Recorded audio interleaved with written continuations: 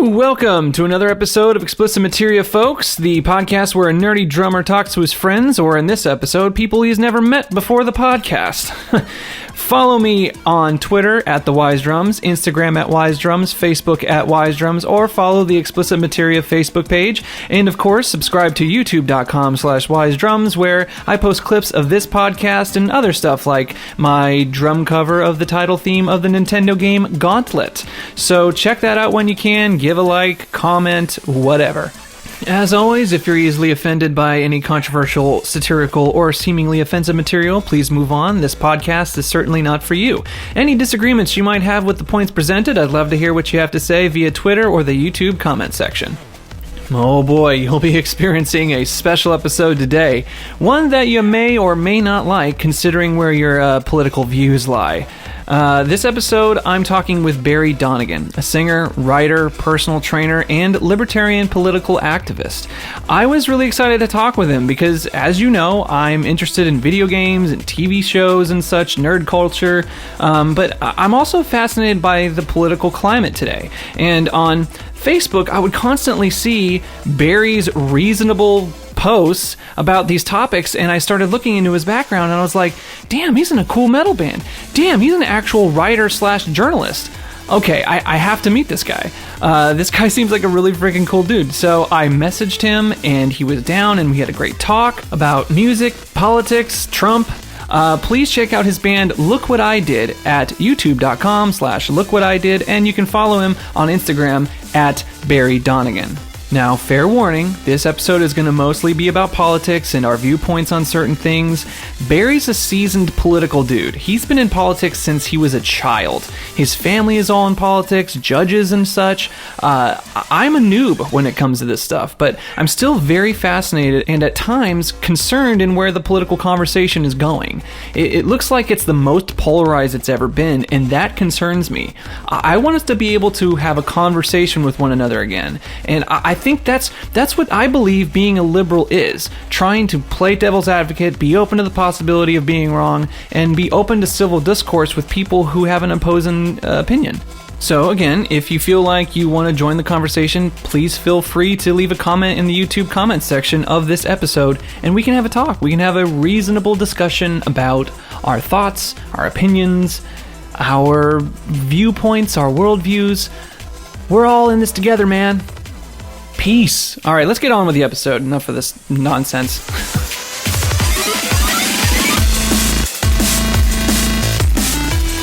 Well, Barry Donegan's here on the podcast. Right Finally. here. It's so crazy. This is the first time we've actually met in person. Yes. You know, and it's so crazy because I see your posts on my Facebook page. I'm like, how do I know this guy Barry Donegan? Like, how do I know this guy? And then I started thinking about it. It's like, do you have a brother? Yes. Josh. No.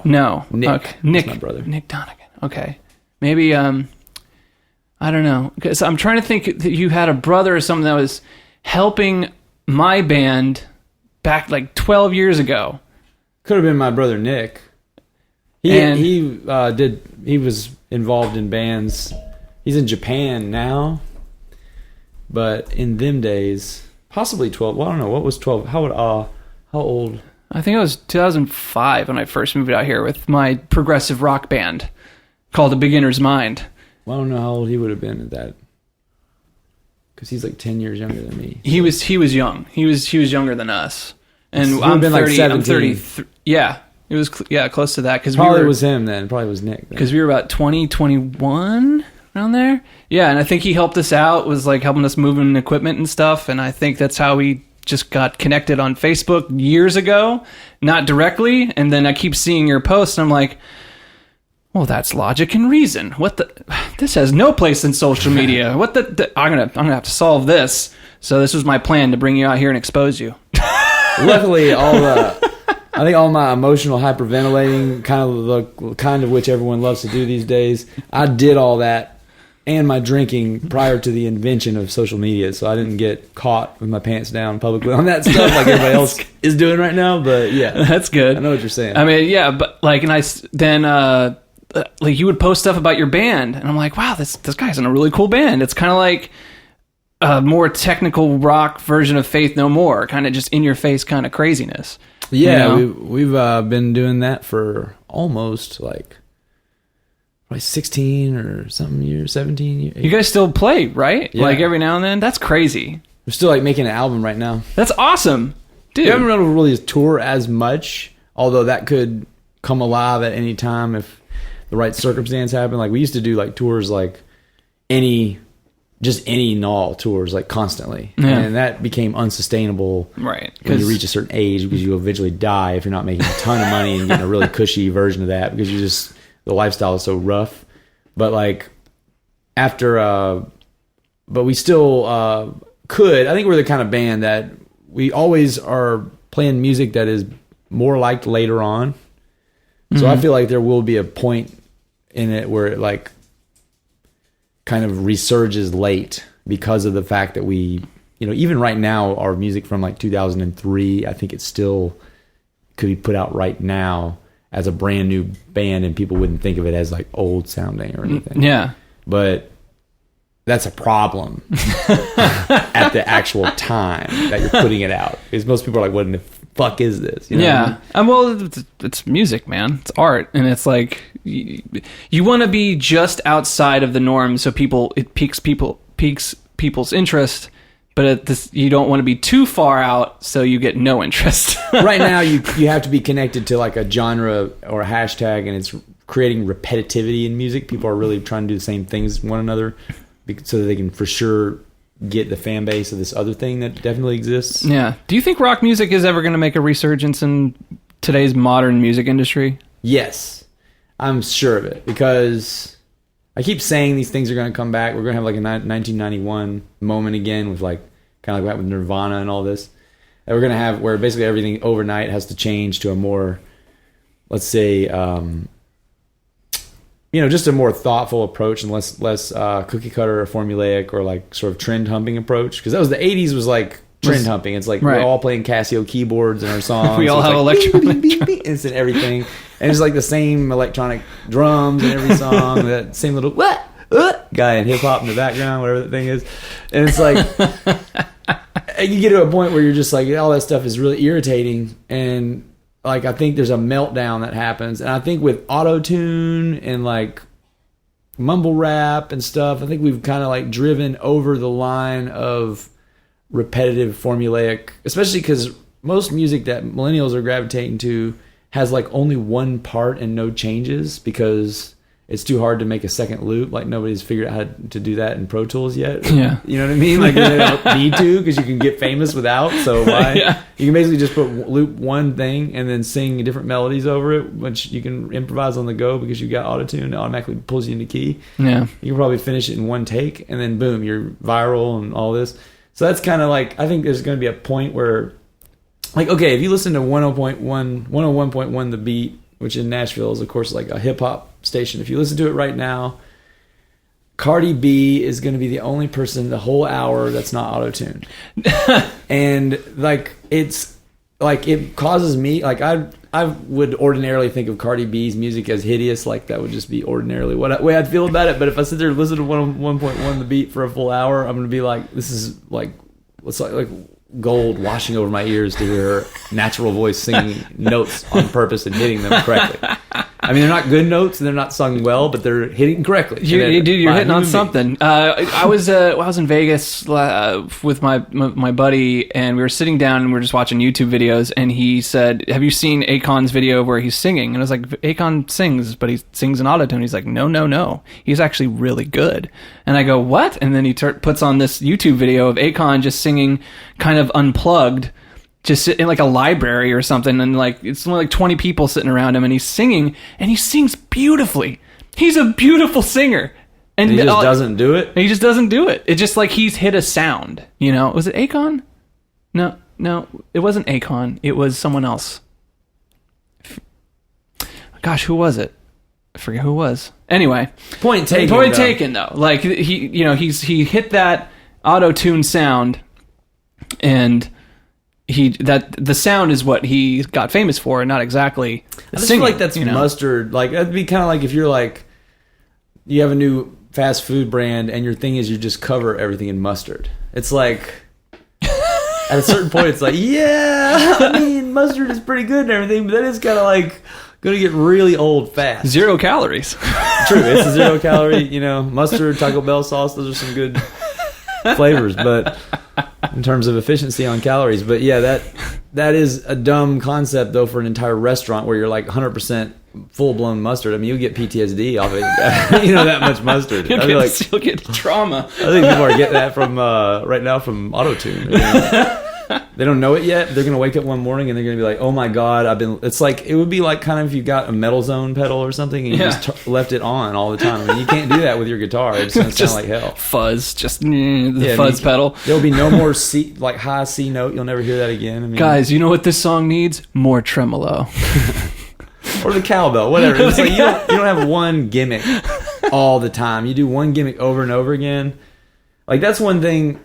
That's one area where I feel like everybody who's into politics or entertainment, where it's professional or high interest to them, should follow pro wrestling so they understand how long you can get away with a gimmick, what can really irritate people, what can make people feel better after they're irritated, that kind of stuff, because they really play with pretty much those dynamics all the time. Yeah. Speaking of which, Kane? Yeah, he got Glenn elected. Jacobs. I'm really good friends with Glenn Jacobs. Are you really? Yeah. That's awesome. I've spoken at many things with him, and like, to be honest, like maybe 7 years ago, after a thing we spoke at, he called me on the phone and was talking about this plan to kind of run for office, and he was going to need to start at a local level because of his pro wrestling background. Obviously, he would probably be kind of dismissed credibility wise on a big race. Jesse Ventura did it. Jesse Ventura ran for mayor first, though. Oh, he did. Okay. Yeah, of a pretty small town, and then he was mayor, Jesse Ventura. So that way, the crazy side of him wouldn't that they've handed him something and he hadn't body slammed it to death or whatever. The presumption would be. I mean, Kane. Like I remember when he first was going to run for office, I was like, because I've done a lot of politics. Like I was like director at large of the Davidson County Republican Party for a while in Nashville, which was kind of a whole situation how that came to pass.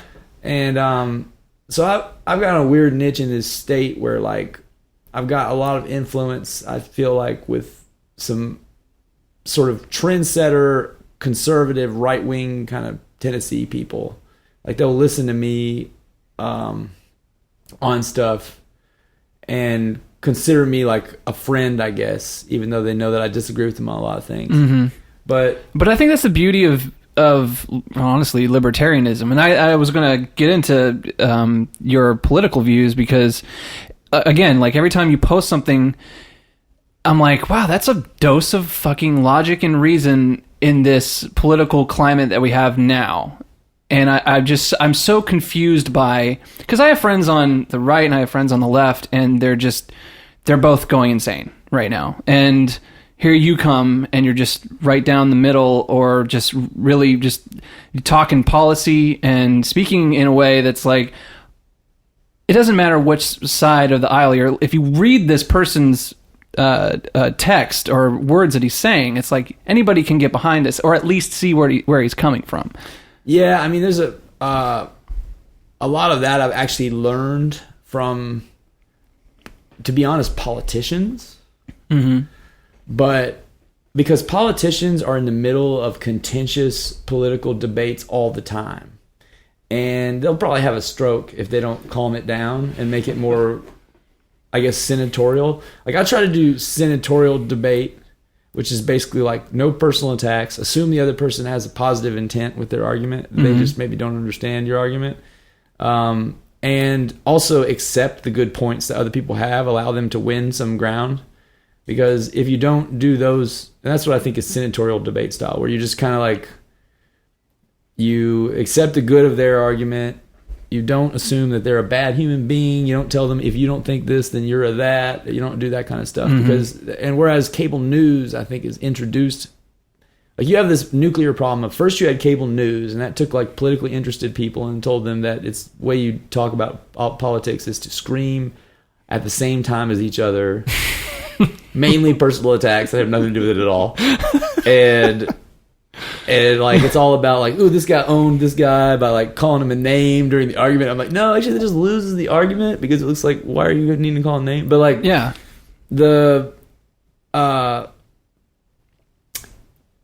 and my grandmother taught me.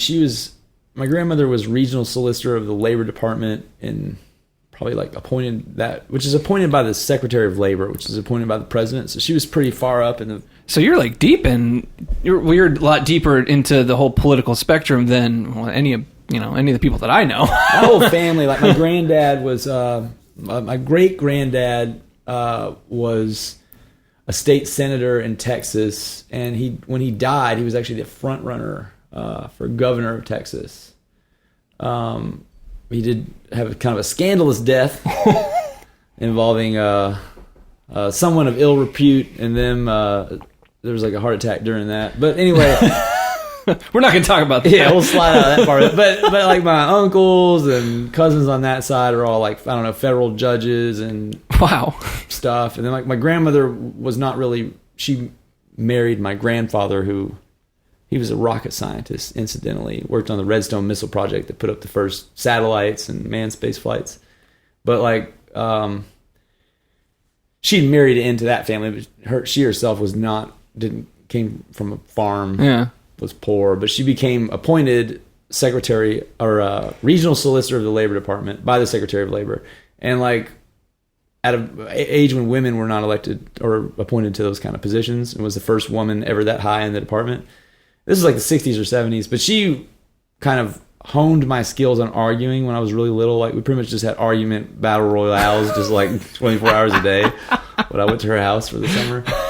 And she used to tell me that when you make the other person angry and you stay calm, you automatically win in the eyes of everyone else. That's how I've always seen it. Like every time I see someone having a debate and the other person is screaming at the other person, and the person that's the calmest, I have more respect for the person who's calm, regardless of whether they're wrong or not. At least I'm like, they're trying to paint this person that they're screaming at that they're the problem, yet they're using problematic tendencies to make them look that way. And I'm like, you're doing it wrong, man. Yeah, it is. That's why it's important, I think, because like also she was in that attorney kind of world where like you can win the argument by beating the other person, but when you get into politics, you really can't win the argument by beating the other person. You can only really win the argument by changing the other person's mind, right, to where they don't even want to be on the other side of the argument anymore. That's when you really win. That's like when you nuclear won and there's no more fight. If the fight's over, right, because you've just eliminated the bad argument. And so you're not going to do it by calling them names. Right. That's not going to work. Like you look at the abortion debate, which is one that I've never really, I don't have enough life experience with to have ever formulated a strong opinion on. It's like unfortunate because it's like politics is sometimes hinges around that, which is, I think, idiotic because there's no way, nothing's ever changed on it in our lifetime and is never going to. Right. It's too contentious and it's a way complex problem. And it's also a wedge issue that the right, if they didn't have it, they would lose a certain core audience forever. Mm-hmm. And the way they would lose it is by changing to the other outcome. That's what happens with wedge issues. You can't actually change. It's kind of like issues pertain directly to the African American community. One problem that's been an issue for a long time with that is that only one party automatically gets the vote. Mm-hmm. And when that's the case, no one's ever going to do anything about it, because if they do, they'll lose potentially that wedge. Right. Where now there's this huge problem no one's doing anything about. We can only trust this one party. But meanwhile, that party doesn't need to actually do anything during the next 4 years because it can only pick 2 or 3 issues. And if it does that one, then they'll lose some of those people because the problem will be solved. Right. And they won't be able to use that to raise up an electorate. And they do that with abortion. And I think where abortion becomes a problem is that both sides, here's the one side, you're a murderer if you had an abortion. And there's like how many people's had an abortion? Probably millions and millions. Mm-hmm. So that just automatically, those people are going to have to become murderers in their own heart and mind, which they're not going to be willing to do. No. And then the other side is like, you hate women. When probably, I'd say more than half pro-life women are, most pro-life people I think are women. Like, it has been my experience. Like, if you're having been in Republican politics where this is a big deal, like the majority of the pro-life, no, that's all I vote on, individuals in the activism community are women. And the women kind of run the Republican Women's Club is like, when people talk about the Rockefellers and all this, like locally, like the Republican Women's Club is the behind the scenes puppets that like control Tennessee politics. You know, like they're the one that do all the food for everything, and most of them are grandmas that's had so many attorneys and whatever come out of their vagina at this point that if you got into anything with them, like this is an 80-year-old woman who's a grandma to God knows how many people, like you could be in some serious stuff. Do you think that do you think that like a healthy dose of libertarianism is the way to like get in the middle of these two warring factions, essentially? And it kind of, what we're starting to say is just like having a conversation with one another. Like, what needs to be done in order for us to have good faith conversations with one another again? Like, well, or have we ever? We used to have a better, but I think what's happening right now is you have two converging phenomena. One of which is, first it was cable news rising up that kind of like personality, ego battling rather than debating. Mm-hmm. And then you had Donald Trump basically taking politics and making it mainstream in like a pop culture way, like a reality TV show. Right. He basically merged politics with pop culture, and he brought that pop culture audience in. And when you look historically, when you have kind of like too much percentage of the population involved in politics, you kind of get 1940s, 1930s style world situations, like a lot of chaos, because if you look at the pre-Donald Trump political rule set, like as much as like some people, like I'm from the punk rock world where I like crazy things and provocative behavior and things, mm-hmm. But in politics it has kind of a ripple effect that turns into violence and all kind of other stuff. Yeah. And you do kind of need to kind of keep people from just being allowed to like go outside of the realm of civics and into the realm of personal hatreds and things like that, because it does destabilize society in the end. And I think the problem is that we've got too many people who've come into the like red versus blue battle royale. Like we're going to meet up at protests and we're all going to wear armor and carry sticks and physically fight each other. And you know what I mean? It's just gotten to a level where I think it's just, we brought in too many noobs at once. It's just all noobs, and there's not enough seasoned vets to run around and explain how it works. Like the reason why you can't, like when people on my page get quick with the personal attacks, I'll usually just be like, look, man, I just do this too much to have personal attacks. Mm-hmm. It would just be like, it's unsustainable. I would be so stressed out all the time. Right.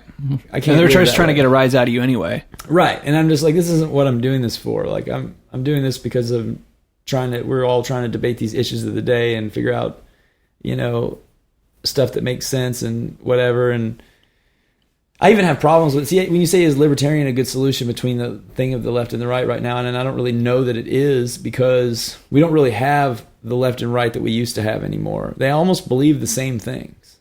We have an authoritarian left and right that are the dominant wings of politics. Right. And they believe largely the same things. Like most Donald Trump supporters would be supportive of most socialistic ideas if Donald Trump supported it. Right, that's the problem with that. That's essentially tribalism, and I try to tell that to a lot of my friends on the interweb who just are railing against Trump supporters, and I'm like, I understand where your emotions lie, because I used to be a lot further left than I am now when I was younger, so I can understand like seeing a person like Donald Trump and me going, oh my God, the world is falling apart. Whoever voted for this man must be a lesser human and that such. And then they post things on Facebook. You're like, if you're a Donald Trump supporter, you're a sexist or you're a racist or you're this or that. And I don't even believe Donald Trump is a racist or sexist. I think he might be like, because he's old, he like has some little bit of things that old people. Well, I just like, you're trying to tell me that half the country, the same country that literally 4 years ago reelected Barack Obama, the same group of people that live on the same land now are all of a sudden racist and sexist. It doesn't make sense to me. The people who gave Donald Trump the election were Obama supporters. Yes, and 13% were actually Bernie Sanders supporters. Yeah. And so what I'm seeing here, I'm just trying to explain to them in a way that I can get to them. You know, be like, don't go after the Trump supporters. Try to figure out why they voted for Donald Trump. Now, that means that you also have to take accountability in your own beliefs. Like, I think, you know, because when Donald Trump was elected, I was like banging my head. I was just like, why? How can someone who literally a month prior to the election got caught saying, grab her by the pussy, how could this man still be elected president? And I really tried to, so people said, well, obviously half the country's sexist. I'm like, no, I can't. They wanted somebody who wasn't lying. Finally, that was what the message was. They want somebody who wasn't lying. And when you run around saying stuff like that, and you don't even really apologize for it genuinely, then it's kind of like, at least he's not lying. I may not like his taste of what he's saying, but he's not lying. Like, I didn't support Donald Trump, and I don't support Donald Trump. I don't think he's a racist or a sexist, but I do think he's a dumbass. That's the problem with Donald Trump. He's a dumbass. Well, he's an oaf. He's an oaf, and he's a terrible representative of the country. He's really bad at. He's really bad at. He's not like he's likable, like, and that he's got charisma, but he's not like he leaves most relationships with people hating on him. You know what I mean? Right. And that's not somebody you want out of president. You want somebody but I mean, to his credit, he's been good with world leaders, but that might be kind of a niche genre where he's got a good I think experience. Do you know who Scott Adams is? Scott Adams is the guy who created Dilbert. Oh, yeah. And he has a very interesting take on Donald Trump. Essentially, you can look at a person like Donald Trump and go, he's an oaf, an idiot. He's a big troll. Or you can, and Scott Adams brings up the point that he's using trollish tactics to make his rivals act in such a way that other people won't even vote for them. Like, overreact. Yeah, I think he has always done that. You know, like, is he doing it in a genius way, or is he just doing it and just happens to be working? I think he has a genius for that, but it's just, if I'm president of the United States, I would be Ronald Reagan, where I want to be, you know, wouldn't be Ronald Reagan on everything, but I'd be Ronald Reagan on communication, because Ronald Reagan was so likable that it didn't matter whether he wouldn't have enemies. You know what I mean? Like, the Soviet Union was pretty much like the way he beat the Soviet Union was, he was like such a cool guy, and we had such cool products, and like heavy metal and bands were starting to come over to the Soviet Union, and it was kind of like, they're like, man, they got all these jeans, and they put out some picture of like poverty in America, and they showed like this apartment building that had TVs in the window, and everybody's like, they got TVs in the window, the poverty part of town's there, and they're just kind of like, well, I don't know, they just canceled the Soviet Union, and then the whole Cold War ended. And it was like, you know, that's the way I think if you're a president. And you also didn't, during his era, have, well, you had a pretty vociferous left wing being angry with him, hanging nooses on Ronald Reagan and all this, and right. Punk rock kind of gravitated to challenging some of the crappy things that he did. But like, particularly the war on drugs was pretty crappy. But like, world politics, I mean, there was no major wars during his administration. It was probably about 200 American fatalities. And that's the one thing where I'd have to say Trump is not successful on the domestic front, in that he's become so like divisive. He's created like a really, you know, an environment where we have like people literally dressed up in like cosplay political tough guy things going and having these wooden stick fights. I mean, that's like the nerdiest. I mean, God, not in a good way, like bad nerdy. I'm just sitting here thinking, like, when I see that, because I understand. They think they're fighting fascism and white nationalism, and I'm totally on board with that. I really am. I'm just having trouble. Like, where did all these white nationalists come from? That's what I'm wondering. There's none during Obama. Yeah, there was none. You know, there was the Tea Party, and that was the closest thing to, like, you can see pockets of the Tea Party being, like, little racist, you know, like, putting up signs that were like, okay, dude, come on. Like, we need to put that down. But everybody else at the Tea Party wasn't down for it, because the Tea Party was the largest insurgent of minorities into the conservative movement. And I think it was a lot of them because they were, like, they felt like now that President Obama was out there, it was like they didn't want, and many of them voted for Obama, but they didn't want to be spoken for by like only one person. And now they sort of wanted to express their personal, and it kind of came into this angry moment, and so they joined in the Tea Party. But you couldn't get away with like being openly racist at a Tea Party rally. You would get thrown out. I mean, I'm sure you would know because I was at them, because I was already protesting April 15th before the Tea Party the year before. I went out there with the Nashville Libertarian Party, and there was like 7 or 8 of us holding up pictures of people that's been mangled by drones and stuff. It was a completely different tone that year. The next year there was 20,000 people there, so it was kind of like, whoa, where'd you guys come from? And there'd be like a couple of guys from the weird extreme movement that might have a little bit of a racialized, thing about Obama or something, but then they would quickly be. But you see the problem with that, the problem with that though, and I think it's the problem that if you're more center right or the right or Tea Party, you would have those pockets show up, and then the news would catch those guys and then put that all over mainstream media and say, oh, the Tea Party is racist, but they would never put in the guys saying, hey, what are you doing? That doesn't belong here. What are you doing? Get out of here. The Tea Party started also at a Ron Paul rally, really. That was the first, and it was part of a money bomb event where they raised a bunch of money. It was like a bunch of historic firsts. But then I guess like Santelli, the financial guy, came on after, I think it was really like probably the Bush bailout that triggered the Tea Party, where they were like, what are you doing? Okay, what is this? Like, everybody's lost their house or whatever. You're going to like give all the money to the people that stole our house. Right. And meanwhile, like, you're supposed to be for a free market and supposed to let these people fail. Like, they wanted them to let them fail, and they didn't get it, and they were real mad, and that's when it went nuclear. But yeah, and then that's what I'm like trying to tell my left leaning friends. Like, we have to understand, it's like there are people that have lost their jobs, and there are people in the middle Americas that would look at what Hillary was saying or Bernie was saying. Like, I think a lot of them would actually understand what Bernie is saying more, just because if they like, I guess it could help me financially, socialism, but they would hear what Hillary's saying, and she's not speaking for them. Donald Trump actually spoke for those people in a way, and that's what. Well, she said we're going to get rid of coal or whatever. And that was what lost the election for her, was the coal. Because if you look at the states that flipped, they were Obama-supporting states. Pennsylvania, I think Virginia. They're all the coal states. Kentucky.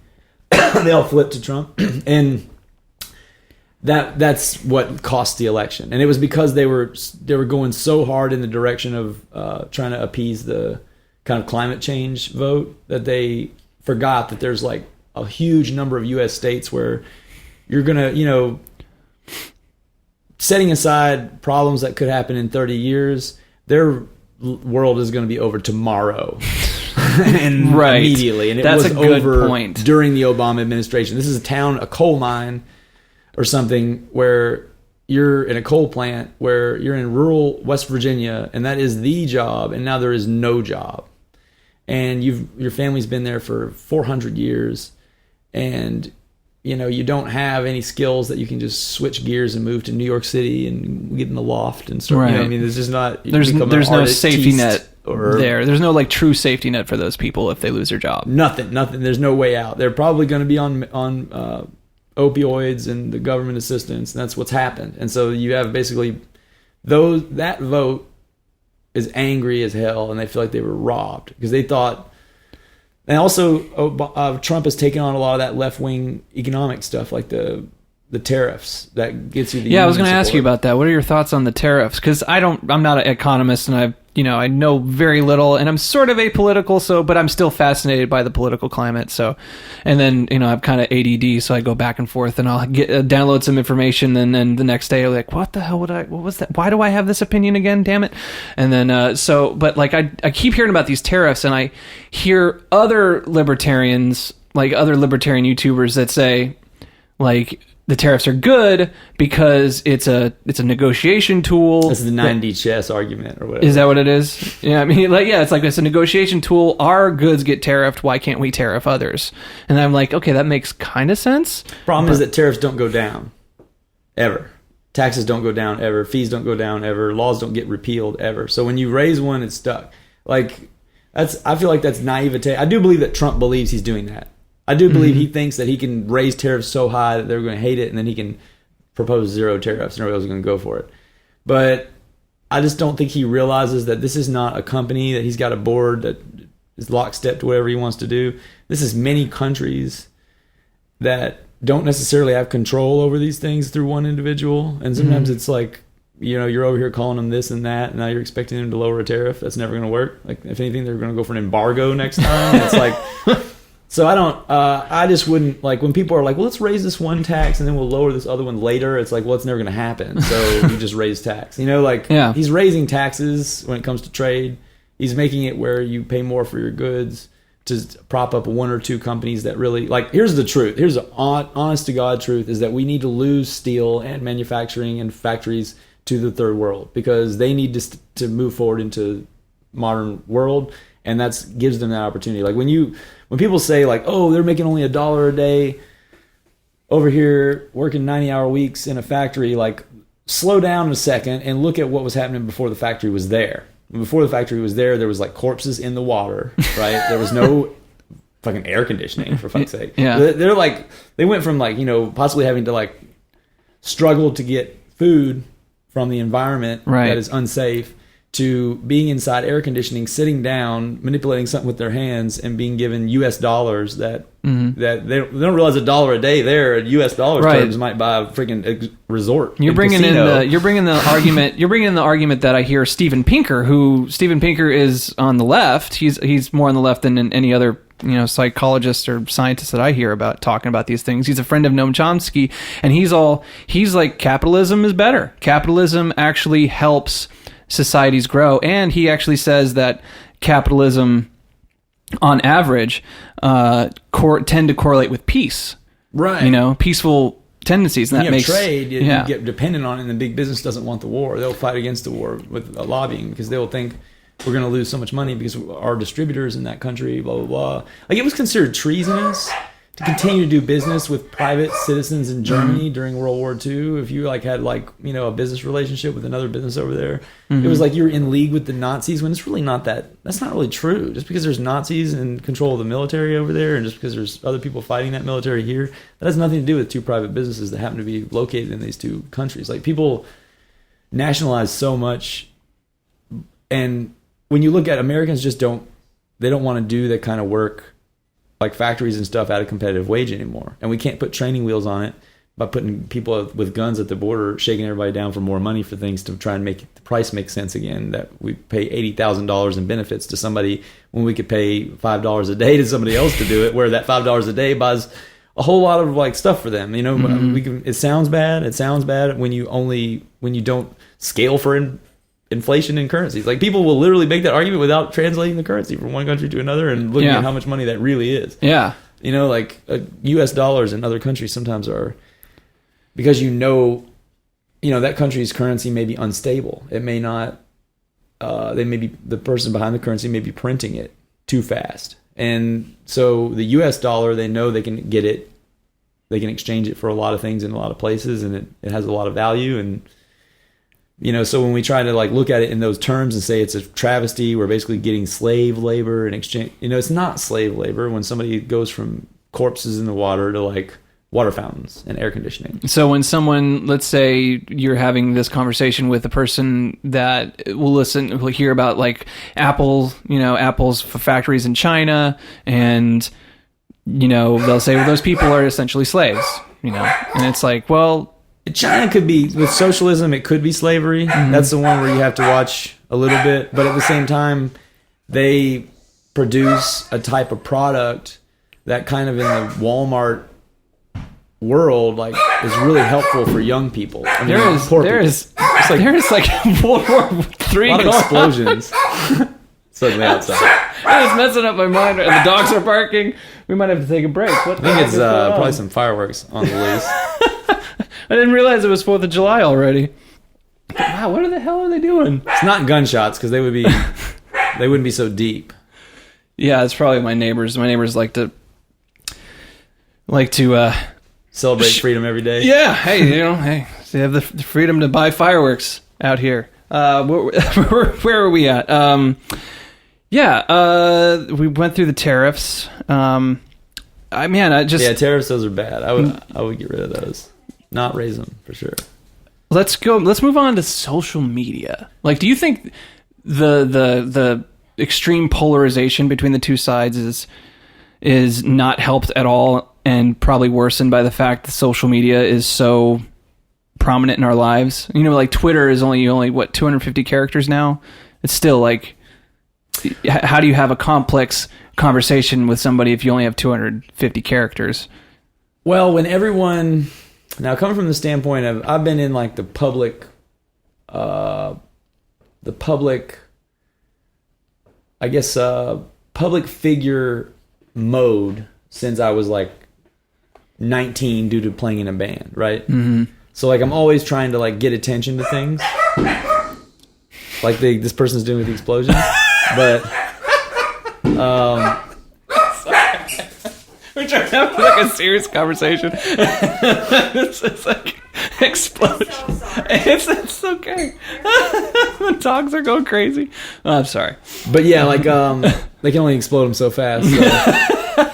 It's got to reload. Yeah, it's got to reload sometimes. But yeah, like the nature of the way social media works is and the way any drawing attention to anything works is any kind of controversy spreads it faster. So debates that have arguments are going to rise to the top of the feed. Mm-hmm. Content that has arguments is going to rise to the top of the feed. So like, for example, I'll post exercise videos like ever since my arm has been broken. I was like posting the ones I was doing while my arm was broken with the splint on and everything. And like so many people obviously are going to like argue with that and put on their little opinion as to what's bad. On their opinion hat. Yeah, it was about these exercise variations that you're doing with a broken arm. Like, you shouldn't do that. You're going to mess this or that up, blah, blah, blah. And like it created enormous traffic, you know? Like it was very negative and contentious and rude, but it created enormous traffic every time. So it's like, if you really want, I struggle with this in music too, because I could make a lot more attention to things if I would accept a little more, if I would troll a little harder, because trolling will get you a lot of reaction, and reaction spreads content to the top of the feed. So that's why divisive stuff, I mean, people like honestly, like you look at pro wrestling again, in order to hold people's attention, what do? They create a conflict. Yeah. And the conflict is the whole thing. Like, that's the reason why people tune in. And in that case, it's not even real. And they tune in just because it's pantomiming a conflict. So they don't even have a conflict, but they're just lying and saying they have one in order to get an audience. Like, if they told everyone, they're like, there's no conflict, these guys are friends, and they're just doing kind of like a martial arts kind of, demonstration of like maneuvers that can be done with the human body or whatever that are athletic. And then people will be like, well, I'm not coming to that, Yeah, but it'd be boring. Yeah, you have to have an evil and a good, or a anti-hero and something, but you got to have some kind of thing. Like maybe it's playing into our need for story and narrative. Yeah, you gotta. I mean, people just want a conflict, and that's the. Maybe that's the problem too. I've talked about this too. Is like we love nuanced and characters and complex characters in our fiction, but we don't hold real people to that same standard. Long term, I think people do. You think? Well, if you actually get to know the person, but if you automatically go, they said this one thing, therefore bad, put them off to the side, and then you don't give them a second look. We're having a little phase of that right now, but I think people will. And a lot of that's because a lot of the participants in the conversation, like more of the people who tweet and things and comment on things are like 17 or 18 years old than people realize. And they're dominating the conversation, and they're going to regret everything they've been saying. I mean, that's always been the way it kind of is in discourse, but now instead of that stuff being on graffiti on a toilet wall, it's now like literally online under people's name. That's a good point. Seeing all that. And that's dominating the conversation because they talk louder and they talk with less restraint because they haven't learned the benefits of restraint yet when they've gone viral for whatever it is. And like with celebrities, you'll notice there's celebrities, they've gone through whole phases, 3 or 4 year periods where they're a villain. And then they turn around and they become like a hero again later. Yeah. Like look at Michael Jackson. Like Michael Jackson goes from like, you don't, like, I just avoid talking about it because it's like this seems like you're gonna win or lose big. Like people either love him or they think he is like actually a like serial child molester. Yeah, and like never been proven. It's never been proven, guys. Both. I'm sorry, it's never been proven. Some people think both, and they change their mind back and forth. And it's like, you know, you give a long window of time, people will put up. You know, Britney Spears had a whole 4-year period where she looked like she was about to kill herself. Yeah, that was a little nuts. You know, and now that seems to have vanished into the dust. Like people let that go, and she's still allowed to be a celebrity or whatever. I think people have a lot of patience. Like Donald Trump, I think you saw in real time how people really react to it. Like he's like, if you want to work this era and stay alive, you got to be like Donald Trump. Like first of all, if you get caught in something, you can't apologize for it, because once you apologize for it, it creates this whole thing where. Like, to give you an example of what this is, it's like one time we had a show in Colorado, and we had brought our own sound man, and the guy who was running the front of house for the actual venue was not present at the boards while the sound man was running sound. Mm-hmm. And he had the sound running exactly the same way the other guy was, but just tweaked minor volume things. And the monitor on my monitor caught on fire, right? Because it was something's electrically wrong with it, and it was just the day it was going to blow out was that moment. It has nothing to do with our fault. But our sound guy apologized, which I kind of got down his throat about it. I was like, "You don't apologize. You didn't do anything. Do not apologize." Yeah, it's like an act of God. It's like, or really, it's an act of them not being present at the boards and right. explaining that they got old weird equipment that you got to be gentle with. Like nobody knows that. It's not. We're traveling. We couldn't know that.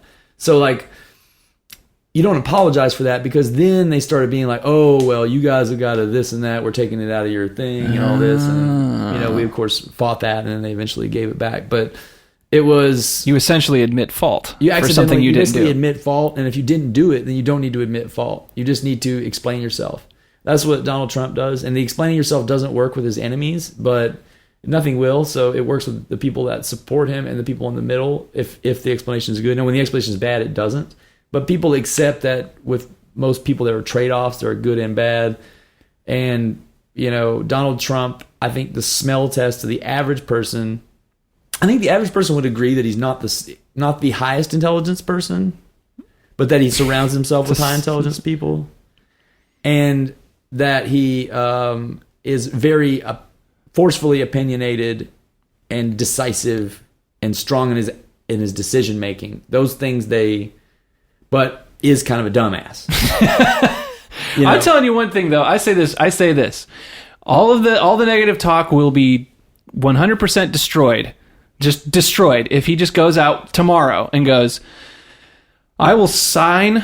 I'm going to legalize marijuana, and he's just like, boom, I'm going to legalize, end the drug war. Boom. And he knows that, I think. I think he knows that. Do you think he's just waiting for his right time to, like, because if he did that, like, what are you going to say? Like, that's a great thing. That's one of the best things that any president could possibly do, is just end the drug war, because it's been going on for way too long, and it's given us so many fucking problems. And it's like, I don't even do drugs, but, like, if you want to do drugs, fine, go. If you want to ruin your body, that's fine. Like, whatever, go for it. I don't think he has the political capital to do it yet, is why it hasn't happened. I think he expects a groundswell and he's going to jump on top of it, which is probably right, because he didn't really stop Sessions from contradicting him on that. I just think that, and he has on a couple of occasions been like, yeah, Congress needs to change the law. Like kind of a little bit, he's not like putting his own bill in and pushing for it, because I think he's worried that he'll lose a little bit of his support he could base. Maybe not get reelected by the right wing. Like, I think he's wrong about that. I think that everyone would accept it, but I think he does. I could see why he would think. Being around Republican circles, I could see why he would think.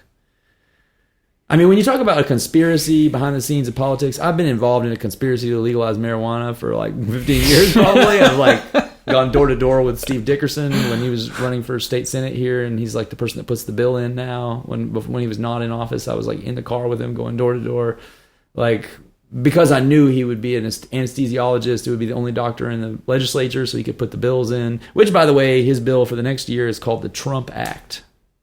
Now, it's not actually named after Trump, though, right? Tennessee responsible use of something to do with marijuana. I don't exactly remember the exact words. So was that on purpose? Yeah, that's okay. The strategy there is he's trying to legalize medical marijuana in Tennessee. So obviously, if it's called the Trump Act, in order to call your state representative and say vote no, you're going to have to say vote no on the Trump Act. Interesting. And that's going to be probably people in the Trump support wing that's going to be wanting to do that, and they're not going to want to do that. So it's like created a whole,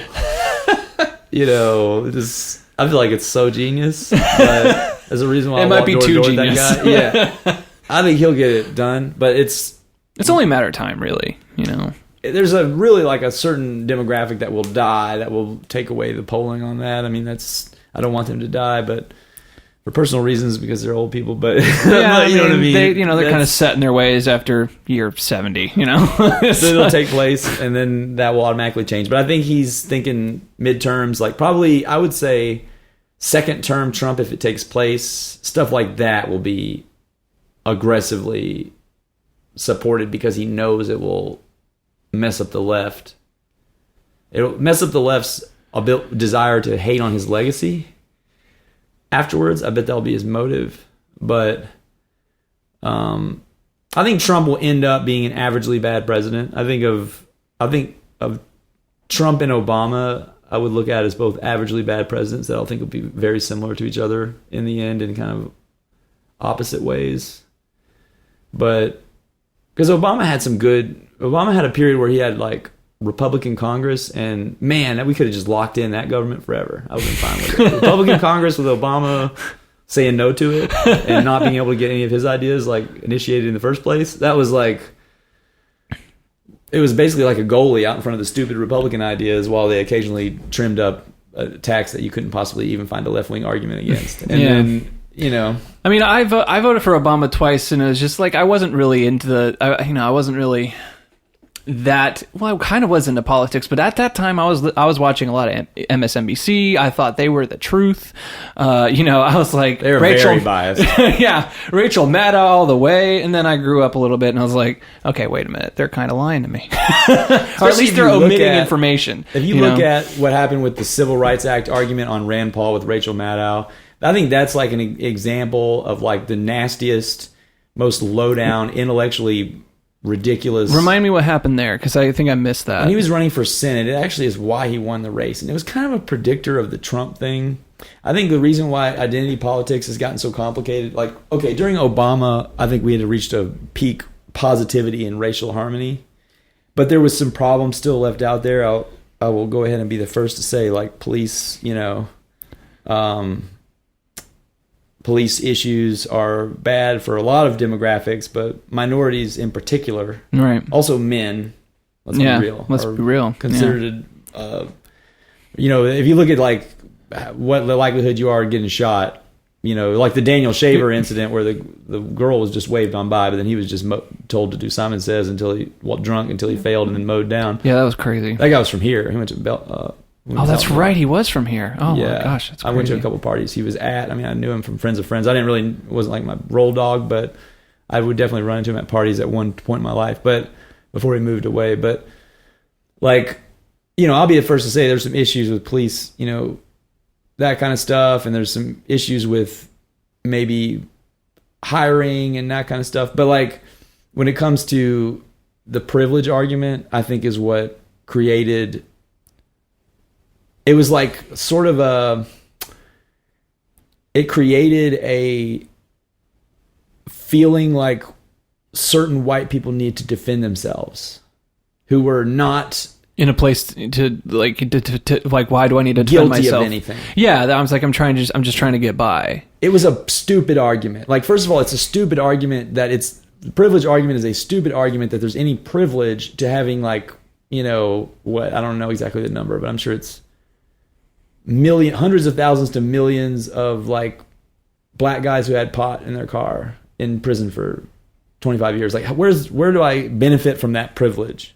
Like, when they could have been, what if one of them could have cured cancer and then later I get cancer or something? You know what I mean? Like, there's no advantage. Like, that's not how the economy works. That's a stupid argument because it's just not true. And it also makes you think like, oh, I don't want to lose my privilege. I probably couldn't compete. That's what a lot of these guys out in these coal mine folks, you're being told they have this privilege, and then meanwhile their privilege is to basically be on benefits and do opiates out in some rural part of West Virginia where there's no jobs or whatever, and they're like not buying the argument for obvious reasons that their life is privileged. You know what I mean? Like,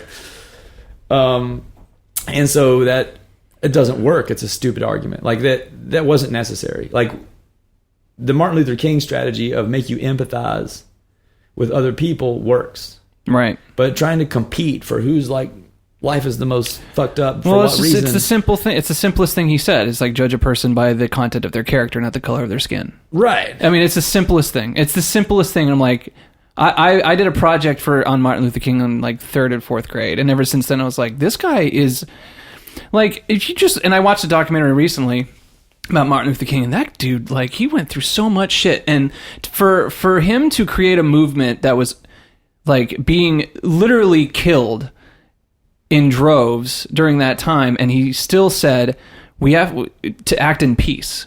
To in order for this movement to work, we need to show the world that we are a peaceful people, and we are, we just want equality, and the only way to do that is to peacefully protest, and that's exactly what they did. And I feel like that's exactly how they succeeded in that, because you look back in those tapes today and you're like, oh my god, like, I cannot believe that. I cannot believe that happened. That's the thing they don't understand, is that when you what you want in a protest is you want to be, like, the way you really win a protest is to be slaughtered on the moral high ground in front of everyone.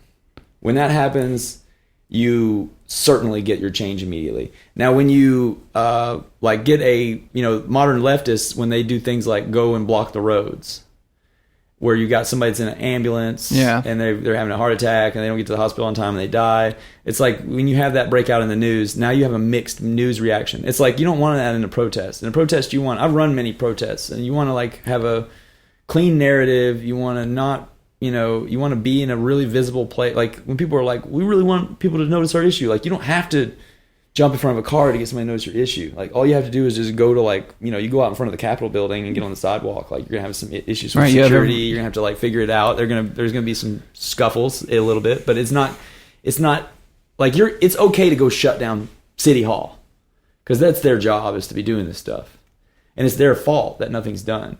But it's not okay to go shut down the street thoroughfare where nurses and people are working, because those people, I always thought that was kind of weird. Have a bigger job than even our issues today, because you might have somebody who's going to die this second. Right. Especially if you're out protesting for healthcare or something and blocking an ambulance. It's just never going to work. The smell test doesn't pass to the person watching, and you don't win the argument. You may feel good expressing yourself.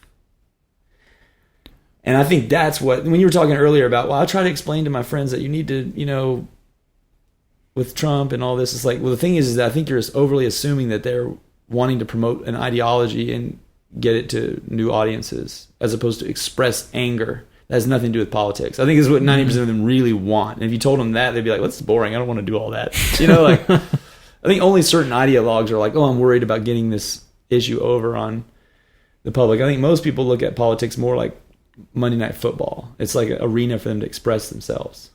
And that's bad. And you want to minimize those voices' effect on politics as much as you can. I mean, it's good to listen to it, just to know it's there, because it comes from a place of something that you could that needs to be factored in. But right now, it's like all we're getting, and there's nobody coming out with a way to take advantage of that into anything. It's just people making either people mad or madder about. And it's always the identity politics stuff. Like, you've always had this, Trump. What Trump said about Aretha Franklin versus what Michelle Obama said about Aretha Franklin. I mean, the Obamas are just 100 times better speakers than anything to do with Trump. Like, they're they went to Ivy League schools and paid attention or whatever, and Trump technically was allowed to go because his dad was rich or whatever, and probably got F's at everything. It was he had privilege. Yeah, he had definite privilege. Definitely. But, of course, there again, Obama went to an Ivy League school too. That is true. That is true. And a lot of the Cole supporters, but he did not have a rich dad, so there we go. Right, we'll give him that. But he had privilege of being very intelligent, right? And so it's you're blessed with skills or abilities or you're not genetically. That's just something that takes place. And genetically, he's, he's one of the better speakers. He's like one of the better, I would say he is almost Reagan-esque, except for I don't think he's calculating. I think he's more driven into his, like he's afraid of Republicans. And so he says this, whereas I think Reagan was better at, I'm this and I'm going to make y'all like it. But right. Obama could make people like about anything. Yeah, I mean, at least in Obama, at least he spoke in his speeches about crossing the aisle, and wanting to work together. I don't know if that happened, behind the scenes. I don't think not really, but he did. The way he spoke, he was friendly, and like made you like think he was a nice, cool guy, and that's something you don't. I mean, he's eloquent, and that's something Trump is not eloquent, so you don't get that. Definitely do not get that from Trump. So like to make that comparison is just picking a fight. It doesn't mean anything. Like he did compliment Aretha Franklin according to the way he would. He's like, I've hired her a couple times and she was great, blah, blah, blah. And like, honestly, if you think about it, you can't leave out the fact you've hired someone in their eulogy. If you had, and you're an employer of people famously or whatever, like you would probably mention that, that's something you would probably say. Yeah. So I don't think it's like criticizable and people will make it, or I don't think it matters, at all what people say about Aretha Franklin's passing. Like it doesn't change the world. And meanwhile, we've got this president who's, Yemen, day after day, bombing the hell out of God knows who. But nobody's paying attention. Nobody's even aware that it's happening. Yeah, you're really into the anti-foreign foreign intervention kind of thing. Yeah, and I agree with you on that. Like I totally agree, and I think that's where like people who are lean more libertarian and liberals can just like get together and be like, liberals used to be the party of no war. What happened to that? And now the libertarians are sort of, basically come into the limelight and say, hey, come on, like we don't need to be doing any of that stuff over there. We're killing people.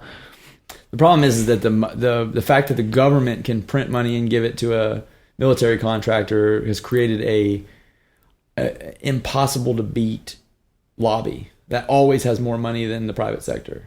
Do you think it's at all possible? Because I get this argument all the time when I'm speaking to my friends who are more socialistic. They say, well, we can take the money from the military industrial complex and use it to, pay for universal health care. Or if you want rampant, crazy inflation, then that's exactly what you could do. But yeah, that'll make it where nobody's going to afford anything anymore when you start. That's what Venezuela...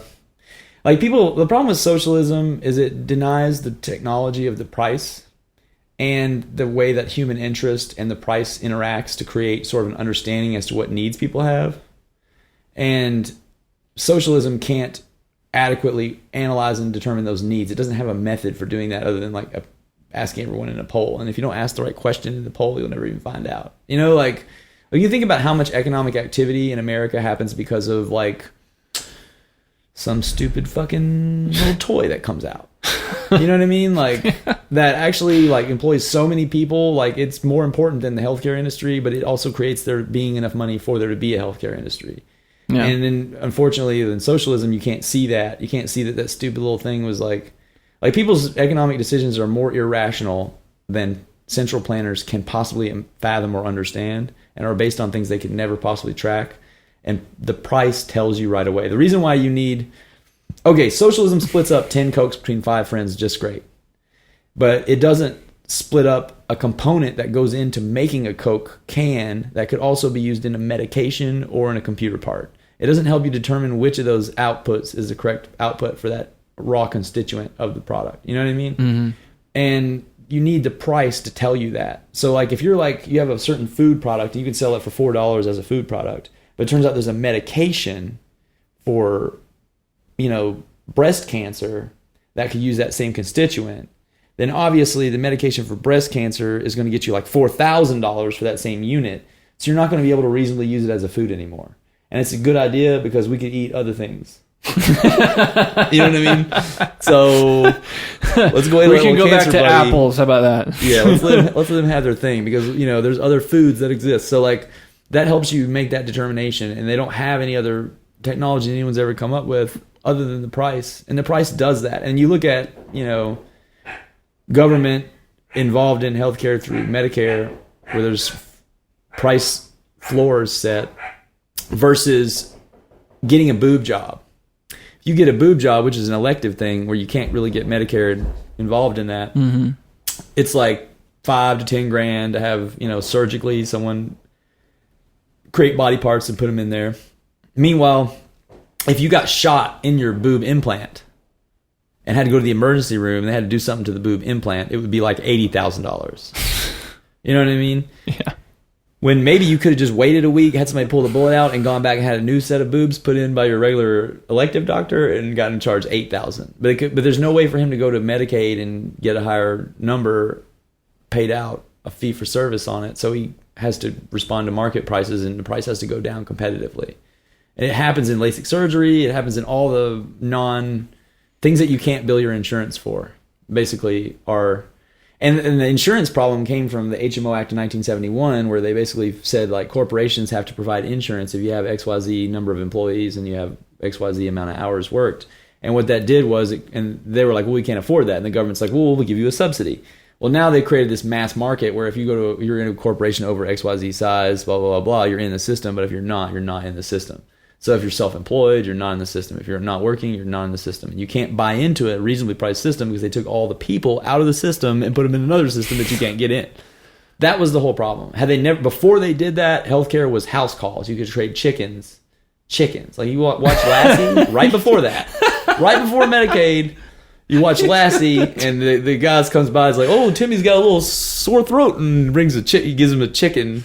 And he takes the chicken home, and that was fair game. Or like Ron Paul, he worked for $3 an hour at an ER in like 1963 or something. So just basically, get government out of healthcare. Essentially, is what you're saying. Is like allow the free market to do its job and to. I don't know if you can do that way directly, that easily right now. I'm just simplifying it, of course, but now we have it's kind of like take the brain cancer that's taken up 90% of your brain out of your brain. It's like, just do it. Come on. You got 10% brain left, and 90% is dead. So they're used to the cancer. So we got to figure out a way to slowly reduce some of this and replace with this. Because it is a problem. It is a problem. It's an inflationary spiral that we're in. People have not realized that. And it's been started by when the government got involved. That's all there is to it, but it's that simple, but people don't see it that way, and they're not going to see it that way. So you can't really just explain it that. And honestly, you can't unwind it by yanking it either, because there's people that's dependent. And when the problem is when you yank something people are dependent on, that creates an immediate massive constituency to lobby for it reversed, which will work. So you can't do it that way either. You have to almost accept this part and either let people die out of the system by discontinuing new people, or you have to create an alternative system to allow you to get out of it. And,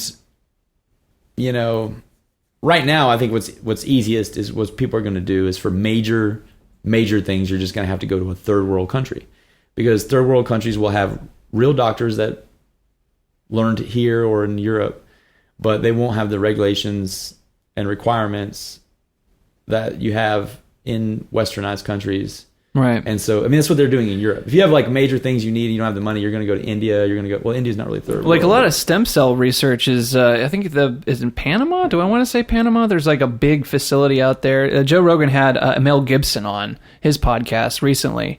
And Mel Gibson was on to talk about stem cells and how his father, who was 93 or something ridiculous, just old man, just on his rope. And he's went through tons of doctors and all sorts of stuff, and then he started hearing about stem cell injections, intravenously, and apparently that's still kind of illegal here. Or there's a few regulations that we can't do. There's certain procedures you can't do here in America. I think ones involving aborted fetuses, which are the easiest way to get a lot of stem cells, are the ones they can't use. The ones that they were talking about they're not. Are they? I can't remember. I don't think they were. I think they're from. They're either from. I can't remember what they're from, but I don't think they're, because they did talk about that for a brief moment. I just can't remember if they were from aborted fetuses or not. I don't think they were, but in any case, he went there, and this is an older, he's 90 however years old, and he went. He's his hip was broken. He couldn't walk. He was just on his deathbed essentially, and he goes there, and for 3 months gets intravenous stem cells injected into his body, and then within 3 months he's up and around. He can, he actually can have an erection again, and he hasn't had one in like, I don't know, whoever knows how long. When you're 93, it's pretty. That. He's liking that. So he's up and around. He doesn't have a bad hip anymore, and it's like, it's kind of crazy how, and you keep hearing this stuff. There's about stem cell procedures that are out of the Americas that are actually doing some really interesting, kind of miraculous work. Yet here in America, we kind of run slow, and it's understandable because you want to make sure that there are no long-term effects, Yeah, but they go overboard. It's kind of like you can't get certain things passed drug-wise in the United States, period, and you never can. Like, you'll never be able to get a men's specific drug that doesn't affect a large enough population to pass because there's so many grants for various health issues, and there's none for that. So it's like, I think we're going to soon see an era where the countries we think of as third world will start emerging quickly. They won't have regulations exactly as in place because they have small kind of tribal governments that are suddenly becoming modernized.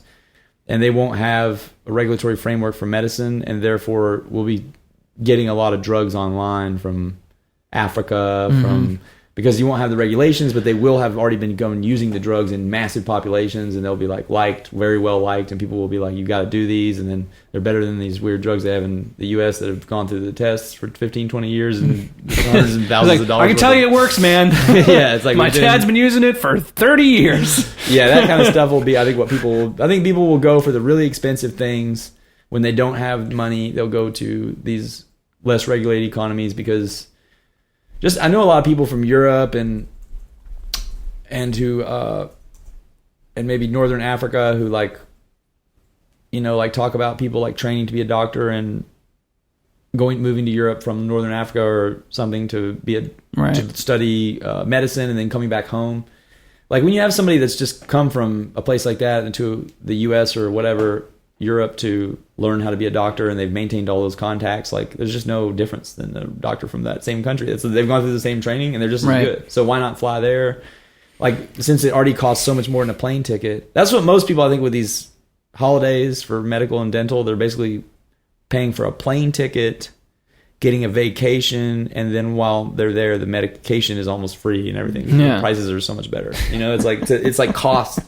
You're basically trading, instead of paying some insurance attorney guy to battle a government attorney to battle some other kind of attorney, you're basically paying to go to a tropical destination and stay at a resort while doing it. I think the last topic, because I think we got like 20 more minutes maybe left in my hard drive space.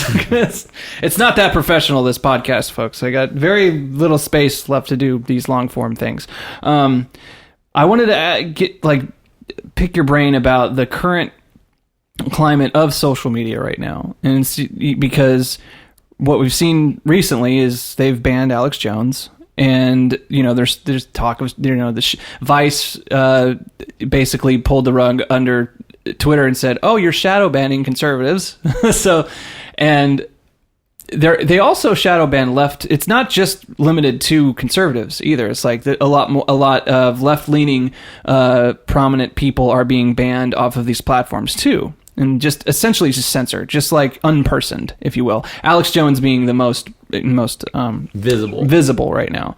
And so I wanted to get your take on it because I'm conflicted. I'm conflicted on it because I don't really like a whole lot of stuff Alex Jones, spouses. I think he's a crazy conspiracist. That's what he does. He's meme worthy. That's the whole reason why you would watch an Alex Jones show, I feel. That's my personal opinion, but Alex Jones is a character that Alex Jones doesn't believe in. I believe that. You think it's all just for show, Okay, Alex Jones, I have an interesting experience with Alex Jones because I've come from the standpoint of I've known about Alex Jones long enough to know about him predicting noticed him predicting 9/11 before 9/11, and to have known about that while 9/11 was taking place in front of my eyes, which is kind of a weird thing. But then also, I've witnessed his year 2000 New Year's Eve broadcast live, in which the world was ending when it really wasn't. You know what I mean? And so you have to understand that Alex Jones, I think he's like, he's either a guy who's really savvy at reading news headlines and trying to kind of weave a conspiracy out of it, where I think that's the kind of thing where if you do it 100 times, 2 out of 10, you might actually hit bullseyes. You know what I mean? Just if you go for really obvious, like the most obvious solution that seems based on the story, like, path of least resistance, that's probably true 2% of the time. And those 2% are usually so profound that you can get some big followers from it. But I think he's kind of like a wrestling heel in a way, where he like tries to like it's very I can't do an election just like, or he's like they're turning the frogs gay. That's right. Nobody believes that. He doesn't believe that. We all know that. That's ridiculous. It's He's ridiculous. the National Enquirer. The National Enquirer has 2 or 3 good stories, and the rest of it's just they need to fill the headlines. That's my point, though. It's like, okay, so you were banning Alex Jones. Yes, like the Sandy Hook stuff, like that was one step too far. I can understand, and he's being sued for that. He is actually being sued. The defamation case is going on right now, and I can understand the knee-jerk reaction to ban that sort of like we don't want this on our platform. They didn't cite defamation, and a lot of people on their platform commit defamation. I mean, they have people on their platform who are in prison right now for murder posting on Facebook. Right. I mean, if they're saying they don't want certain things on their platform, that's going to be real hard to impose, and they're not going to. I think that's going to become an ongoing problem for them, is they've set a precedent that now if there's enough outrage, they have to ban stuff. So now the outrage, and people don't realize the outrage is a mob that may change its mind about what it did seconds later. That's what I've been trying to say to people. It's like, just because I'm defending Alex Jones by principle, I'm defending the principle of freedom of speech and not censorship. Right. Because... Look, although freedom of speech doesn't directly apply to private platforms. Right, but that's where I was going to, it's a conundrum, because these private platforms have become so huge, they've replaced the soapbox, essentially. This is how we put our thoughts out into the world. If they do this, they'll lose the spot. You think over time, they'll be... if they don't reverse course, there's going to be a rise, especially with... You got to look, like, millennials don't like Facebook anyway. It's like their parents, it's like the permanent record, like mixed with, it's kind of like your...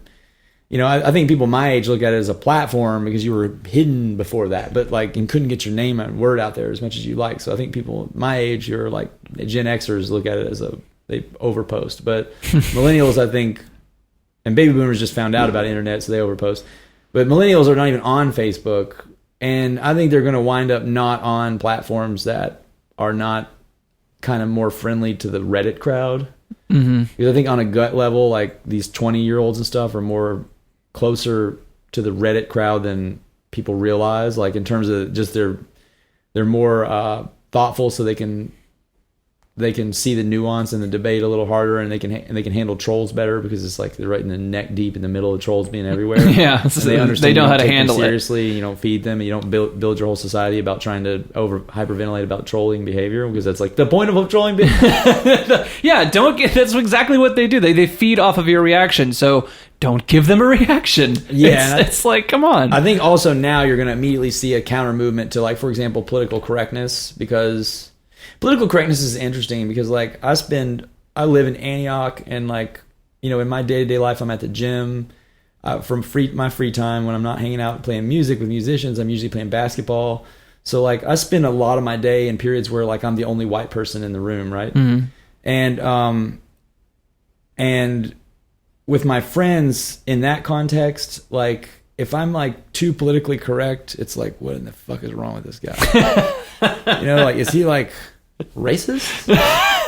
Because why is he so worried about what race everyone is all the time constantly when he's the only white guy in the room? You know what I mean? Like, it's kind of weird in that context to be overly. I mean, you obviously want to be respectful about certain key things that exposure to people of other cultures helps you understand what those key issues to them that they might be feel disrespected about, mm-hmm. and you know how to do that. But the political correctness stuff goes beyond that to where it's offensive to just people who are more logical thinking, no matter what their ethnicity or background is. You know what I mean? Right.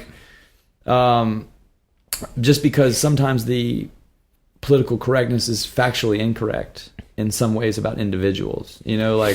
My best example of this is when you look at Thomas Sowell. Thomas Sowell, people I've been watching a lot of his videos. I impale actually, themselves. he's very interesting, and like he's brought up a lot of things. I was like, I did not know that.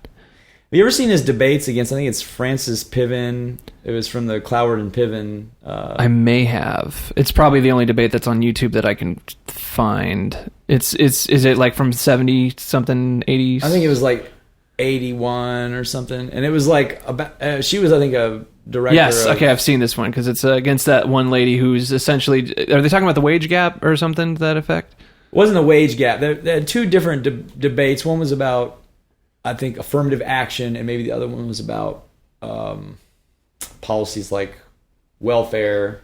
Now, Thomas Sowell argues, and he has some data to support his argument that African American community prior to social welfare programs had high incidences of like fathers in the home, high employment. I've heard this argument. Yeah, strong in those areas. And when the welfare sort of programs came out, there were some disincentives to staying married in terms of how your benefits are allocated, and there's some disincentives to seeking employment. There's an interruption of your benefits that might actually cost you money, which is true. If you're on benefits, you could possibly stand to lose money by getting a job, and when you do that, you make somebody not get a job because it's like hard on them to get a job because they have to tighten their belt now that they've got a job, and meanwhile their life sucks because they have to work all the time now. So it's like it's not a good incentive, and like so I see his argument there. Now there's tons of different arguments about that, but what's funny is she starts going to, she basically commits the they offense racism wise by basically saying, you know, black people automatically support this view on affirmative action or whatever, with him sitting right there disagreeing. Yeah, so like the and whole getting really mad, and like you can tell it's kind of racist. It's like kind of racist because he's like feeling like his voice has just been taken away by a white lady about what black people like, and he's the only black person in the room. And it's like don't tell. And that's a problem that I think political correctness like overly assumes left-leaning political values into minority people's like sort of politics in a way that you know, like for example, if you go to Miami and you look at Cuban refugees, like they're probably pretty economically right-wing most of the time. I mean, that's a overgeneralization, but that's a Latino-based crowd that if you run in there assuming left-leaning politics is what they want, they're probably going to get very angry with you. You know what I mean? Like, yeah, well, because you're just looking. Well, essentially, you're prejudging them, essentially, right? You know, based on the color of their skin, right? And assuming their political values. So it's foolish to do that ever. And political correctness pins you into a lot of traps where, like, you know, you say, well, you know, if you oppose, if you're Thomas Sowell and you oppose welfare programs because you think they're bad for the African American community, then they're going to say you're racist. But it's like, actually, he's African American. And that's kind of impossible. Yeah, I mean, like that would be true reverse racism. That would be the like, because that's when somebody say reverse racism, I like never really got that. I was just kind of like, wouldn't that be like racism against yourself? Like, I hate white people. Well, I think reverse racism is kind of like when a race maybe that was once the perpetrator of racism becomes the victim of racism due to a pendulum swing or something. But like, which, I mean, that does happen. You look historically, like that's what happened with the Holocaust. Was basically there was a lot of conditions that caused society to blame everything on Jewish people from the past. Right. Like Jewish people were putting all of us down and putting us in this situation, and why are they in this situation? We're in that situation, and they're responsible for these wars. They were being blamed. I mean, they that was a very tumultuous time. Legitimately blamed, but they were being blamed, and that blame resulted in like an extermination type of thing, which resulted in sort of a backlash. Rightfully so. Where like, yeah, rightfully so. But actually, you know, maybe not rightfully so. That kind of carried over into the Palestine a little bit. You know, and created kind of a backlash. There was a collateral damage where we thought, well, let's create a community where these folks can have a nation of their own, and let's just put it right on top of this other nation of their own that's already there. And like, what are we gonna do with those people? I don't know. We'll worry about that later. But it kind of like that's a problem for future me. That's a problem for future whoever it is. That was a pendulum swing where the anti-Semitism argument now gets pulled out anytime you try to defend the fact that there's these weird people that are stuck. I mean, they're not weird, but they're in a weird situation where they're stuck between Israel doesn't want them and the neighbors don't want them, and meanwhile everyone's kind of creeping in on their limited 20-mile territory, and their terrorism is the only thing that gets attention. If you corner a cat, it's going to attack you. Right. So terrorism is obviously what people with weakness and no self-defense use, but it's just there's a swing back and forth with that I think happens that we need to move past. So you think that essentially that the market's going to speak for itself. Like eventually people will stop going on Facebook, and going back to the political correctness thing. You think that just eventually, because Facebook stock is already falling, and Twitter too, and I don't know about Google or anything. That's a whole other issue because they're the arbinger of all information right now. But like, I'm just trying to think like. Political correctness will just die by being wrong, and people will realize it's wrong. Like, you'll notice that the minute... Okay, anyone who has a political correctness type argument they're trying to do, all you have to do to beat that argument is to bring in somebody who fits one of those identity groups that they're talking about, who has the opposite opinion. And then the argument is immediately annihilated.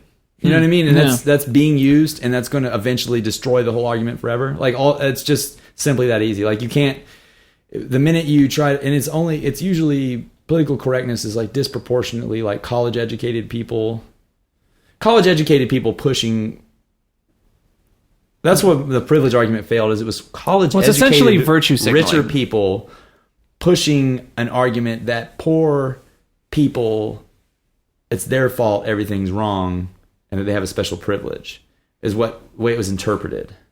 Like, because there's a lot of poor people of all races or whatever. So like, it was a college idea that stemmed out of colleges. You know what I'm saying? Like, when you stem an idea out of colleges, like, first of all, in America, that, like, in politics, I mean, I went to college. I think it's good to be educated, but like, when you come out of the ivory tower kind of vibe with how you present an argument, you're going to lose. You know what I mean? Like, it's out of touch. Yeah. Especially if you're talking to somebody who didn't go to college, or right, and they have 3 jobs, and then here you are coming in and telling them that they have some sort of leg up. You're like, are you? Excuse me? Like, and they're paying taxes, and then after paying taxes, they're behind the line in somebody at the grocery store who's using EBT to buy things that they can't afford.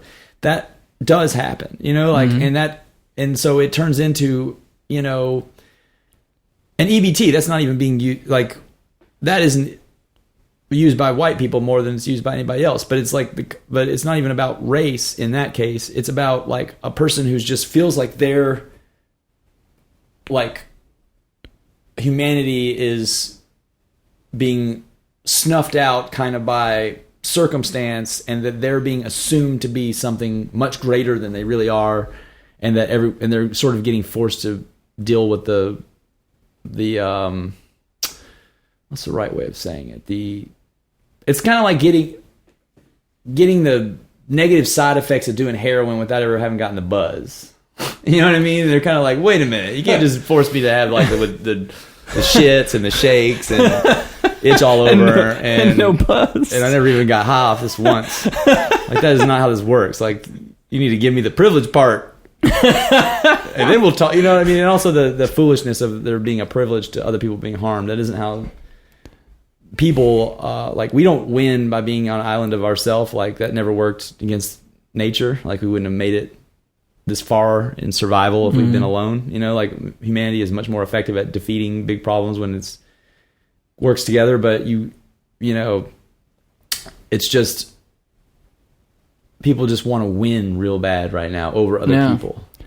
Well, yeah, I mean, yeah, that's just. I totally agree. People want to win, and it's like #resist. It's like, okay, Donald Trump's elected, and he's effectively triggering the left into making stupid decisions. Right. I mean, he's good about Good about getting unhinged Lena Dunham-esque people to impale themselves. That's something that he is very good at. And I think also that like the other day, like Andrew Cuomo, I think it was Andrew Cuomo, he said like America was never really that great. I was like, wait, what? Seriously, that's the first thing that you said on your big speech there? Like, dude, come on, you don't say that. You say that America is already great or something else to that effect, but he's tried to, I was just like, because he's responding to Donald Trump's make America great again. So there's only two ways that you can respond to that. You can respond, America's already great, or you can go, America was never really that great. And he chose the second option, obviously. You never want to let somebody choose your argument for you by them picking an argument and leaving you the other one. Like, you're not going to come with a good argument that way, especially when the person creating the original argument is Donald Trump, who is a dumbass. You know what I mean? Like, he's going to, like the way you deal with Donald Trump, like, I wish I could have put a candidate against Donald Trump. If I could have put a candidate against Donald Trump. Rand Paul. Well, Rand Paul was against him and he didn't succeed. And I think the problem with Rand Paul succeeding wise is that in a physical debate, Rand Paul is just too little. Like in stature? Yeah, he's too small. And he's physically too overpowerable. Like, Donald Trump is like kind of a bigger guy. He's like, well, not really a bigger guy. He's like a 6 foot, 250 pound guy. So he's like a big enough guy to where, and he talks tough. And like everyone else on the stage with him, I think every single one of them was probably smaller and weaker speaking than him. So that automatically fails in a presidential debate. Really? Every time. So like, I think now what would have been awesome is a seasoned 8 years into office Glenn Jacobs. Glenn Jacobs said it on the news the other day. He's like, during my campaign, you got to think he just ran a campaign where there was no negative personal attacks right now. Really? In this climate. And it was very contentious and it was a war. Like, especially during the primary, there was no personal attacks on either side. He's like, I just was glad. I mean, I felt great that our campaign, like on all sides, there was really no negative campaigning. And I was like, that's because you're 7 feet fucking tall and 380 pounds, and you can pick human beings up and sling them left to right. So wow, there's a little bit of an automatic, like, if you've ever met him in person, like I've been to like parties at him where like if I could like hide completely behind him and you'd never know I was there because he's so huge. And like, it's something where your instincts are aware that no matter who you are, he could probably accidentally kill you. And sorry. If you're Donald Trump, are you going to use some of your bully talk on Glenn Jacobs, who's right next to you? Probably not. So are you saying that? Are you saying that, like, in order to defeat a Donald Trump in this moment, it's not going to be through words or logic or reason? No, that doesn't. Okay, that doesn't work on the presidential level in the first place. Yeah, I guess you can't that makes necessarily sense. Like, you don't want to argue a bunch of different issues when you're running for president. Even for Congress, you want to stick to 3 and then focus on. I'll tell you, if you want to see what I'm talking about in action, is look at Jesse Ventura's one debate that you can see on YouTube. Because that's all he needed was one debate. It won the election. Like, okay, going in the debate, I think he was in 3rd place, but he was starting to kind of grow. But basically the way the debate was set up, it was like this Rockefeller-funded Rush Republican guy, and then like the Democrat, I think, was maybe the incumbent and was like the effective establishment, and they both had unlimited support and money and whatever. Mm-hmm. But they were both typical politicians and very nervous in what they were saying, and this was kind of a change election, and Jesse Ventura is very outspoken and in your face and thoughtful, but a little crazy. Yeah. But people like a little crazy. But he's also used to be a Navy SEAL, so people are okay with that kind of crazy, where you're like a little crazy because you're a Navy SEAL or whatever. But they're like on like a couch kind of setting, or I don't know, some chairs that are right next to each other, or maybe even a couch, and he's in the middle. And I think the moment that the election for him was won was, I feel like I have an understanding of these voting populations a little bit with some of this gut stuff. But there's a point where they asked him, they're like, look, you're in 3rd place. So you got the Republican and the Democrat. They're, more likely to win. If it were to, which they always do with a third party guy. Mm-hmm. They're like, if you absolutely had to vote for one of the two of them, which one would it be? And he like, instead of being like dismissing the question, like, I'm the real, like most third party candidates did, he was like, and these guys are the only ones I get to pick. And he puts his thumbs in their faces, right? And he just asks, are these guys the only ones I get to pick? And he puts their thumbs in their faces. And I think everyone watching was like, yeah, are those the only guys we get to pick? And they're like, meanwhile, this other guy's like, got his thumbs in their faces. And they don't even do anything about it. Wow. Do we want somebody like running our entire state who will let some guy put a thumb in his face in the middle of a debate about becoming the governor of that state and just like do nothing about it? That's crazy. I never really thought of it through that angle. It's sort of like an evolutionary biology kind of angle. Oh, yeah. You know, it's like, you know, it goes back to our ape brain where we like the bigger guy, we like kind of go, oh, well, maybe That's why he's I think right. Glenn Jacobs for the libertarian movement long term is like, I think he's like the best thing we've got for executive positions, like running for president or something, because once he becomes sophisticated at running organizations and he becomes more composed at his speaking, which his first campaign's already done, and he's already been in front of crowds his whole life, and he's physically bigger than anyone that could ever be in politics. I just feel like he's on just a spiral. He could be president of the United States in 30 years. He could be governor of Tennessee in 8, 10, just because it's so difficult. That smell test, like that's the way people organize society, and especially when they look at something like a president where like it's kind of an avatar for do we fuck with the United States or not? You know what I mean? Like I feel like he wins that argument without even having to speak yet. And basically what his election comes down to with him every time is, can he look like he's not just some kind of giant oaf, sort of stereotypical wrestler jock dumbass? Like if the minute he comes with some intelligence, everybody's gonna be like, whoa, I didn't see this many genetic abilities be given to one human being at once. I didn't think that was possible. So that's very interesting. And then I just see him being, because of that, it's easy to win. I think Donald Trump worked that to his advantage. He was kind of a bully style, and he was bigger than the other guys, and a lot of times he was in the middle because the polling was good at the beginning. So it just kind of looked like he was the boss and everybody else was kind of sniveling for their job. That was the way the debates came across. Mm-hmm. You know, like, well, Hillary technically won the popular vote. I mean, yeah, but that was a loophole because California had just introduced automatic voter registration while also having the biggest population in the country. That's true. And other countries, they don't have automatic voter registration, and that makes a massive difference in how many people you can get out to the polls. So okay. If you take California out, no, it was a complete landslide victory by Trump. That's interesting. It's like I go back and forth on the electoral college, because if we got rid of the electoral college, essentially all the places that would essentially do our voting for us would be California and Texas. Which would be very interesting, actually. Now that I think about it, it's like, ooh, that would kind of be a battle royale between, you know, we know what Texas is and we know what California is. That's like, now economically it'd be a disaster though, because those places have way more inflated economies than almost the entire rest of the country.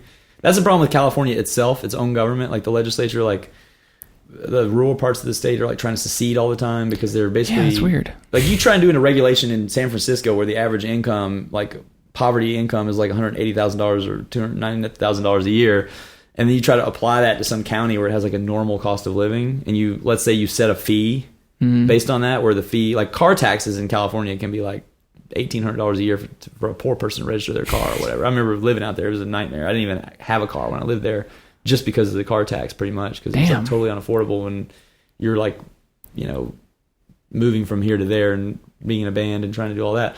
So like, you know, their policies are really harsh on some parts of the state because they're attenuated to a certain amount of inflation that's normal in one place and not present in another place. So like Tennessee would be really harmed because our cost of living is low, but we don't have some of the advantages of the high cost of living states, such as, you know, here it's like you have the trade-off of right to work where you can be fired for anything, but meanwhile you could probably survive 28 hours a week at a part-time minimum wage job. Yeah. I mean, you could find some place to live, you know, out here. It might be out in the sticks and you might have to get a bike, but yeah, I mean... Yeah, if you want to live in Columbia, Tennessee, and you want to work at a, I don't know what a part-time...